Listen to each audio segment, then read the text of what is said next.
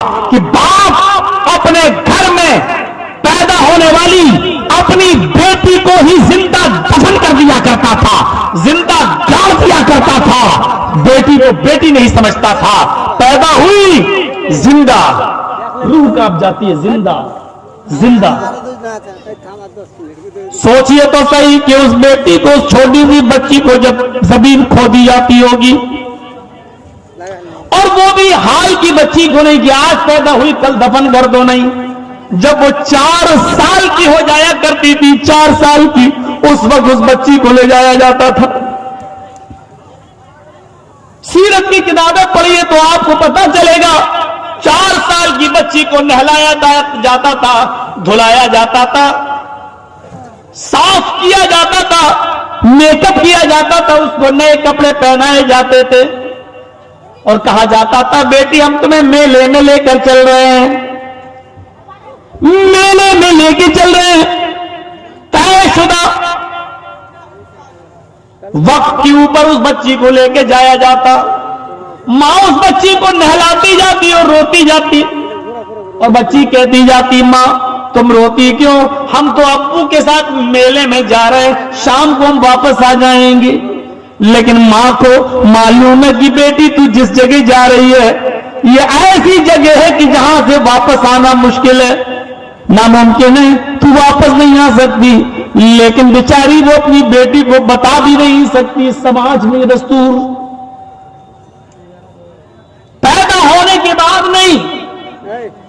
4 سال کی ہو جانے کے بعد نہلا دھلا کر نئے کپڑے پہنا کر باپ انگلی پکڑ کر اپنی بیٹی کو لے کے جاتا، پہلے سے قبر کھدی ہوئی رہتی، ایک گڈھا بنا ہوا ہوتا، باپ کہتا کہ بیٹی یہ منظر بڑا خطرناک ہوا کرتا تھا، باپ کہتا بیٹی ذرا اس گڈھے میں جھانک کر دیکھو، اس قبر میں جھانک کر دیکھو، تمہاری امی نظر آئیں گی۔ چھوٹی سی 4 سال کی بچی اپنی امی کو دیکھنے کے لیے اس قبر میں جھانکتی، اس گڈھے میں جھانکتی، پیچھے سے ظالم باپ ہاتھ کا اشارہ کرتا، دھکا دیتا، اور وہ چھوٹی سی 4 سال کی بچی اس گڈھے میں گر جاتی، اور پھر یہ مٹی دیتا، اوپر سے وہ ہاتھ چلاتی، ابو یہ کیا کر رہے ہیں، اور پورا کا پورا زمین پہ پاٹ دیتا، آخری آواز تک رکتا کہ کہیں زندہ تو نہیں ہے، اور جب اس کی آخری چیخ بھی نکل جاتی، بند ہو جاتی، آواز نہیں آتی، تب وہ وہاں سے چلتا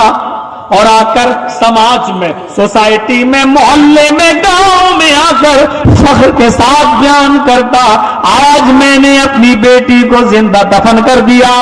اس کو انعام دیا جاتا تھا، اس کو انعام دیا جاتا تھا۔ میرے پیارے ساتھیوں، یہ جانوریت، یہ حیوانیت کی ایک رسم تھی عرب کی سرزمین پر۔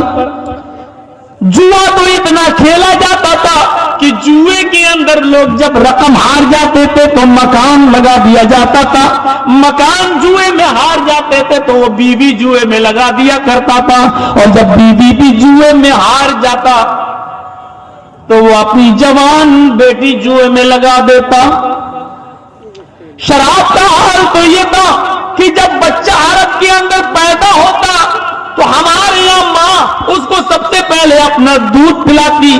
یا اس کو شہد چٹاتی۔ ہمارے یہاں کا دستور یہ ہے کہ ماں اپنے بچے کو یا تو شہد چٹا دیتی یا اپنا دودھ پلاتی، لیکن عرب کے اندر جب بچہ پیدا ہوتا تو اس کے حلق میں سب سے پہلے شراب کی قطرے ڈالے جاتے، شراب کی بوندیں ڈالی جاتی۔ یہ اس بات کا اشارہ تھا کہ بیٹا بڑے ہو کر تجھے اپنے باپ کے نقش قدم پر چلنا ہے، اسی شراب کے اندر جینا ہے، اسی شراب کے اندر مرنا ہے۔ یہ شراب جب بچہ پیدا ہوتا تو سب سے پہلے اس کے حلق میں شراب کے قطرے ڈالے جاتے، اس کی رگوں میں سب سے پہلے جو چیز دوڑتی تھی وہ شراب کے قطرے ہوا کرتے تھے۔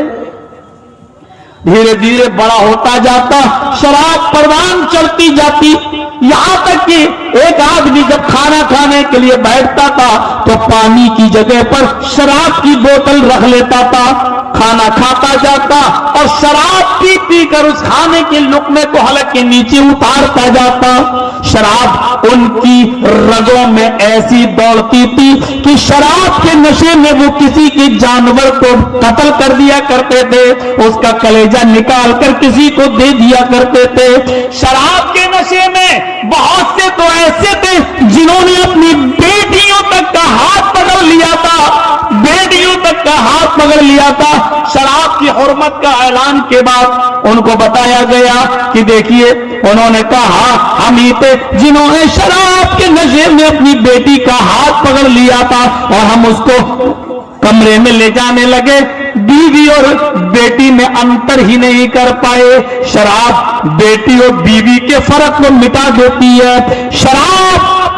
ماں اور بہن کے فرق کو مٹا دیتی ہے۔ میرے بھائیو، اگر ہم اور آپ میں سے کوئی آدمی شراب پیتا ہے تو یاد رکھنا وہ شراب اس کی بیٹی اور اس کی بہن اور اس کی ماں کے پہچان کو ختم کر رہی ہے، اور ایک دن آئے گا کہ شراب کے نشے میں انسان اپنی ماں بہن بیٹی کی عزت و آبرو سے کھیلے گا۔ خود اللہ کے نبی صلی اللہ علیہ وسلم نے فرمایا لا یاتین علی امتی ما طال بنی اسرائیل حزب النال بالنال، جیسے پیروں میں دونوں جوتے برابر برابر پہنے جاتے، کوئی چھوٹا اور بڑا نہیں ہوتا، دونوں برابر ہوتے ہیں، اسی طرح میری امت اور بنی اسرائیل دونوں برابر ہوں گے، کوئی فرق نہیں ہوگا میری امت میں اور بنی اسرائیل میں۔ اگر بنی اسرائیل میں کوئی اپنی ماں کے ساتھ اعلانیہ زنا کیا ہوگا، بنی اسرائیل میں کسی نے اپنی ماں کے ساتھ اعلانیہ زنا کیا ہوگا، تو ماں تعالی بنی اسرائیل اللہ یاتین علی امتی ماں تعالی بنی اسرائیل، تو میری امت میں بھی ایسا ہوگا، میری امت میں بھی ایسا ہوگا کہ ایک شخص اپنی ماں کے ساتھ اعلانیہ زنا کرے گا، اپنی بہن اپنی بیٹی کے ساتھ وہ اعلانیہ زنا کرے گا، چوراہے پر منہ کالا کرے گا اپنی ماں اپنی بہن اپنی بیٹی کے ساتھ، اور اس کی ذمہ دار ہوگی یہی شراب۔ موبائلوں پر آج کل ٹی ویوں پہ کون دیکھ رہا ہے، آج کل موبائلوں پر دیکھی جا رہی ہیں یہ ساری غلط چیزیں، غلط تصویریں، غلط فلمیں، یہ چیزیں ذمہ دار ہوں گی نوجوانوں کے ہاتھ کو ماں بہن اور بیٹی کے گریبان تک لے جانے کی۔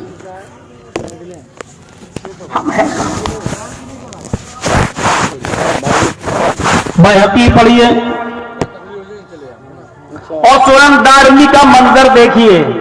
ایک صحابی اللہ کے نبی کے پاس آتی ہیں اور کہتی ہیں اللہ کے نبی میں مسجد میں نماز کے لیے جاتی ہوں، آپ نے کہا جا سکتی ہو،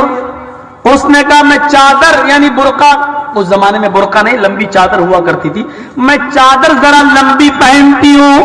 آپ نے کہا ٹھیک کرتی ہو، اس نے کہا کہ زمین سے رگڑتی ہوئی ہماری چادر جاتی ہے، آپ نے کہا چادر اتنی نیچی ہونی چاہیے،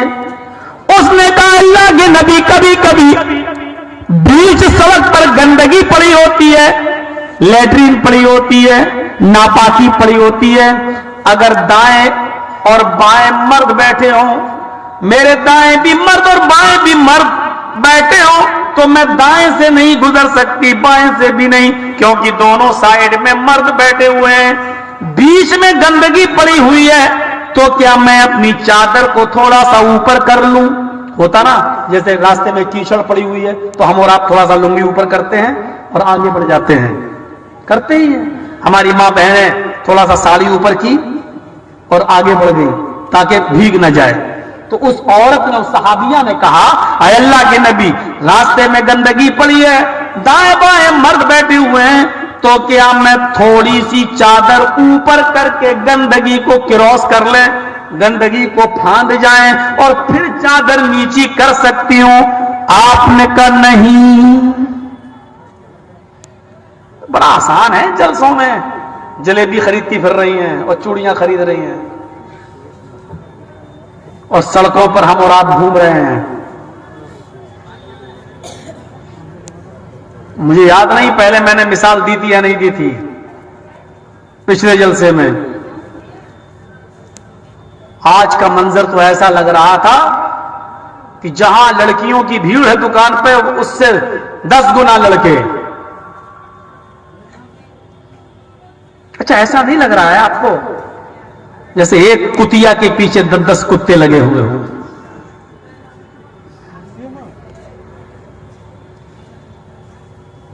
आप हंसते हैं मिसाल पर,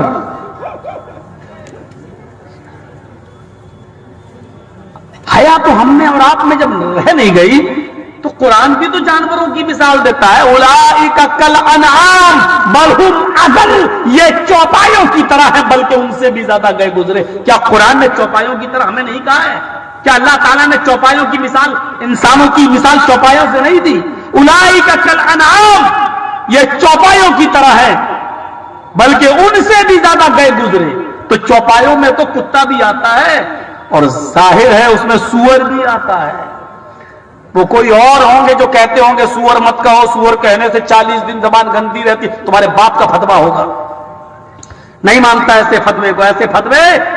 मुल्ला मौलवियों के मेरे पैरों के जूते के नीचे। अरे